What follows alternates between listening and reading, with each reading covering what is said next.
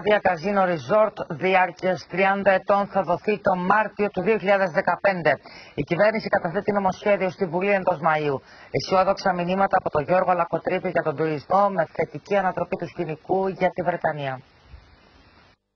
Σε κεκλεισμένο το θυρό συνεδρία της Επιτροπής Εμπορίου της Βουλής, ο Υπουργός Εμπορίου ενημέρωσε για τις προθέσεις της κυβέρνησης για τη δημιουργία καζίνο. Η νομοθεσία για το καζίνο, ανέφερε ο Υπουργός Εμπορίου, θα είναι ενώπιον της Βουλής μέχρι το τέλος Μαΐου. Η νομοθεσία θα προβλέπει την παραχώρηση μιας άδειας καζίνο για 30 χρόνια, από τα οποία τα 15 θα είναι κατά αποκλειστικότητα.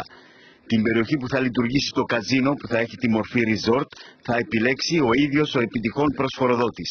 Το νομοσχέδιο θα προβλέπει παράλληλα τη σύσταση ανεξάρτητου συμβουλίου, Gaming Board, που θα αποτελεί την εποπτική αρχή του καζίνο.